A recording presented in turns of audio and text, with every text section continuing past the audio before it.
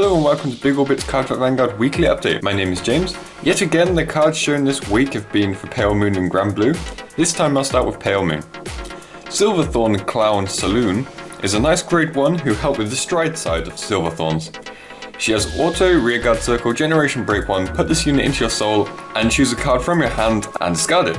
At the end of the battle that this unit boosted a Vanguard, you may pay the cost. If you do, choose a card with Silverthorn in its card name from your soul and call it to rearguard circle. This makes the new stride form of Lukier in this set a lot better. If you choose the back row units on the left and right columns to put into the soul through the stride Vanguard skill, you can use this card to call out Zelma to one of the back row spaces and then switch out a rested front row unit to stand the column. Then if your other front row rearguard is stood, you can use her second skill of auto, soul, counterblast 1. When your unit with Silverthorn in its card name is placed on rearguard circle from your soul, if you have a Vanguard with Lukier in its card name, you may pay the cost. If you do, call this unit to rearguard circle. I personally use 8 stand triggers in my current build, so there is generally a good chance that I'll get 1 stand with the triple drive. So if you do call it to the back row, there's a good chance you have both columns stood back up through Zelma and the stand trigger. However, with this set I might want to take out the stands and put in drawers instead. We'll see how it goes from there. You can still do a similar thing with getting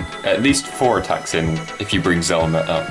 Silverthorn Acute Dragon is a grade 2 that is similar to Upright Lion with auto generation break 1. When this unit is placed on rearguard circle, if you have a Vanguard with Lukier in its card name, this unit gets plus 2000 power until the end of turn. And auto rearguard circle, generation break 1. When your other unit is placed on rearguard circle from the soul, if you have a Vanguard with Lukier in its card name, this unit gets power plus 2000 until the end of turn. So he gains slightly less power than Upright Lion, but it does give you the option of playing less Silverthorns in your deck, as the cards who are placed don't have to be Silverthorn for Acute Dragon to gain power. If you're really going for pure power, then you could run both this and Upright Lion in the same deck.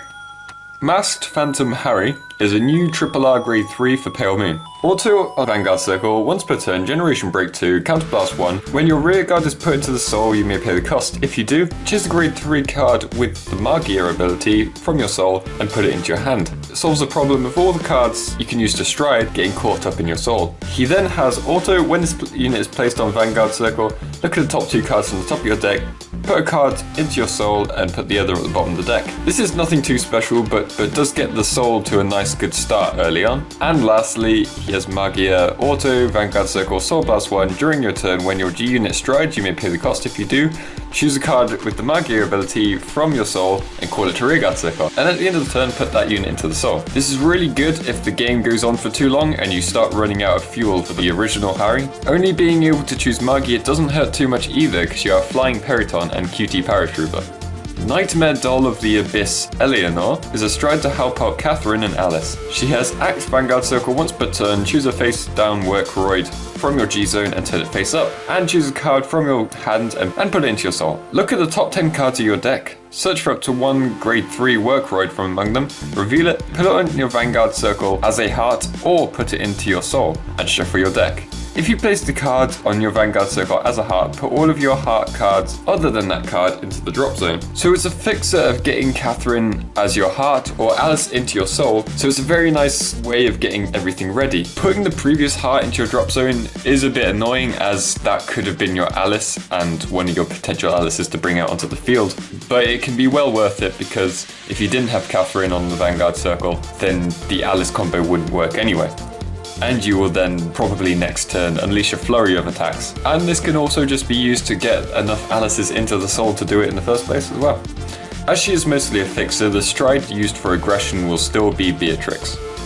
Nightmare Doll Lisa is a way to pick yourself up if you weren't able to finish your opponent off with the huge combo turn. She has auto generation break 1 when this unit is placed on rearguard circle from your soul due to the ability of when your Workroid. Until the end of turn, this unit gets plus 3000 power and auto rearguard circle at the end of the turn, countercharge 1.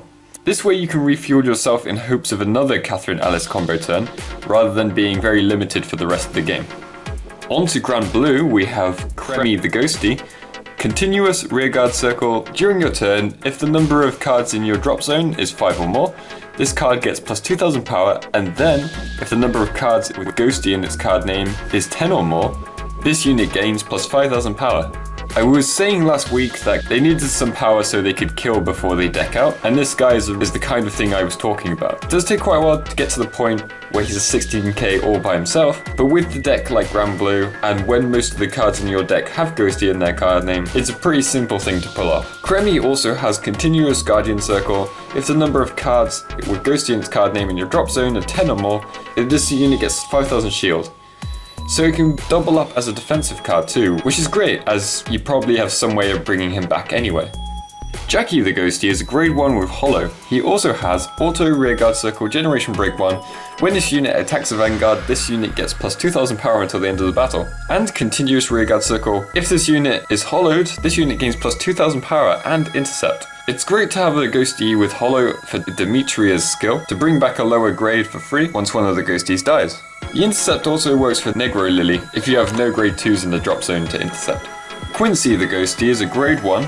He has Act, Drop Zone, Generation Break 1, Counterblast 1, and choose one of your grade 0 rear guards and put it to the bottom of your deck. Call this card to an open rear guard circle. This is good to combo with Jackie and Demetria to help have a grade 0 on the field. To make this card better, it has Auto Rear Guard Circle, retire this unit. When your grade 3 Vanguard with Ghosty in its card name is attacked, you may pay the cost. If you do, choose one of your Vanguards and it gets plus 5000 power until the end of the battle. So a nice little defensive skill, as well as it being able to bring a grade 0 out after the skill, to then call him back next turn to be able to do the defensive skill again.